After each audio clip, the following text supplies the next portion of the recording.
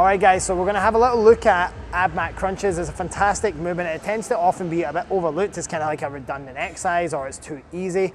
My point of view is that, especially after you saw what we went through with the assessment of the spinal flexion and spinal extension musculature, is that many people way overplay what they're actually capable of in terms of really creating a strong contractile challenge for the abdominals.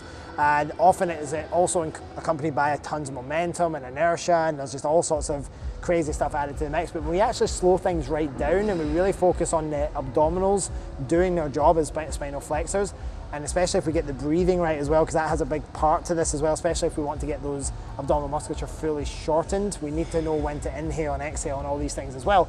So I'm going to get Charlie just to go through it. Now what we've done in advance, I'll just get you to sit up for a second, Charlie, is you'll see that we've placed an Abmat under here. Now bear in mind, I would assume that I've already assessed the client's tolerance. Either I've made this bigger than what it is if they've got a really good range in spinal extension, or I've made it as small as possible. And for some clients, you might actually not even be able to use an Abmat. You might literally just have to go flat on the floor, or like we talked about in the previous video, we might have to start them on an incline so that there's a little bit of an offloading into that shortened range. So I'll get Charlie to set back up again. All right, and like we discussed as well in the spinal flexion video, providing some form of restraint can be useful here, but in the beginning, most clients are often going to be training their own, and this is a fairly easy version to set up, but 100% if we have the option to provide a little bit of stability, definitely do that. Now, what's going to be the goal for Charlie here? Well, he's starting at end range spinal extension, which means he's going to be able to get a full contractile range challenge. It is going to get quite hard into this short range, so we have to just bear in mind that it's not about going to complete failure and everything on this. It's more about going to a high level of fatigue, and so you might need a little bit more number of sets here, especially if we're keeping the quality high. So 2 to 4 sets usually of really good control reps is more than sufficient for most clients. So the goal here is really going to be getting Charlie to think about, if we almost start up at the thoracic vertebra, and obviously I'm doing this from a top-down point of view, I'm going to get him to really think about curling from that thoracic vertebra forward first, and one vertebra at a time. He's really peeling that all the way up. Big exhale in this position, because as we know, and slowly come down, Charlie, I won't keep you up there forever, take a second.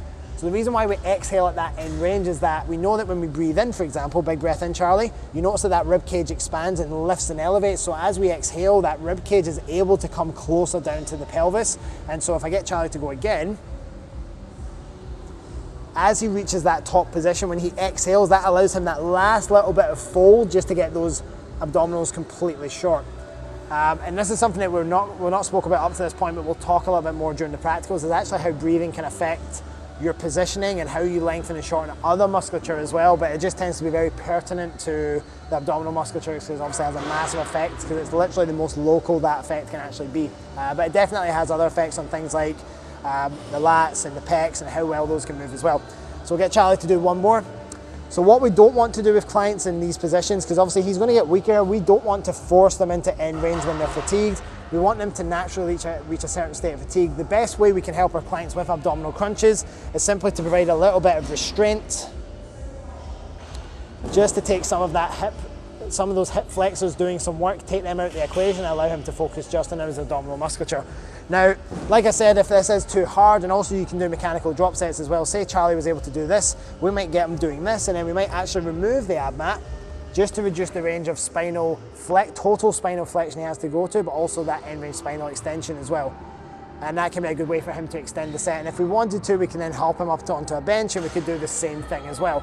So these are just considerations to think about. We still want to focus on that individual vertebra by vertebra fold up, but we also want to make sure that we're controlling the contractile demands of the abdominals throughout the entirety of that range of movement. Big exhale at that shortened position, and then keeping that as much tension in those abdominals as we can as we fold back down through that eccentric, and just make sure when we get to the bottom that we're not exceeding that end range extension while we're at it.